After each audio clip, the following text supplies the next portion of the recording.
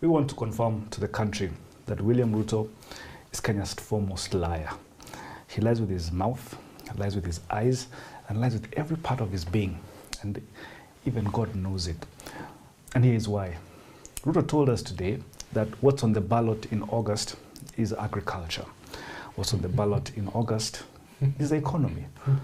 That what's on the ballot in August is debt. Ladies and gentlemen, we will deconstruct every agenda promise Ruto made today and compare it to his record. One, in 2009, when Ruto was Minister for Agriculture, aflatoxin maize was imported into Kenya. The maize had seals of the National Cereals and Produce Board, a parastatal in the Ministry of Agriculture. This maize was sold to Kenyans despite the advice of Kenya Bureau of Standards. It is on parliamentary record. When asked why he refused to authorize the release of maize to Kenyans, Kioko Mangeli, then Kenya Bureau of Standards boss, said he would be releasing cancer to Kenyans. The ministry ignored him, and guess what? They released the maize. And here is what he had to say. Here is a clip. This maize eventually was consumed by Kenyans. Are you fearful that Kenyans may have consumed maize that contains aflatoxin? I'm more than 100% sure that it affects people, and that within the next 10 to 15 years, we'll also have serious cases of cancer based on this maize. This is true. Question: how can a man who imported cancer-induced maize have the moral authority to speak about reviving agriculture? And this is what is on the ballot. Maize with aflatoxin with cancer. This is the Ruto promise. If he done it then, he will do it now. A banana tree will not give you bananas in 2013, give you bananas in 2017, and then give you oranges in 2022. You shall know them by their fruits. 2, Ruto told us today what will be on Kenya's on the ballot is Kenya's economy. Now we have it on record that Kenya's worst economic year in history was 1993. Guess who was finance minister then? William Ruto's running mate, Musalia Mudavadi. In fact, when Musalia was finance minister, inflation reached a record 100%.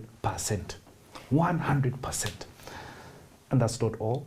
When Musalia was finance minister, Kenya made history and became home to Africa's largest gold scam, Golden Bug. Over $2 billion then was paid out to over 400 fictitious companies.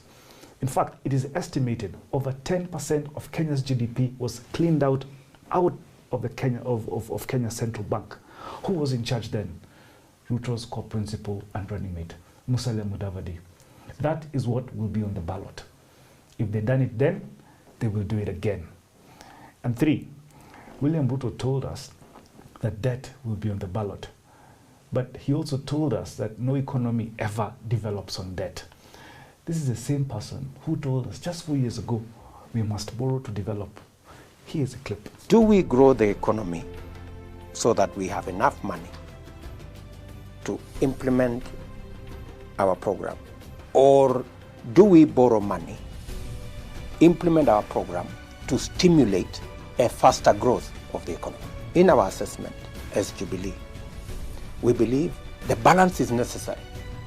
As so long as we are within reasonable ceiling, it's good for us to borrow money, provide the infrastructure, rail, road, energy, so that you grow the economy faster, stimulate the economy, pay off the debt, and be able to move the country forward faster.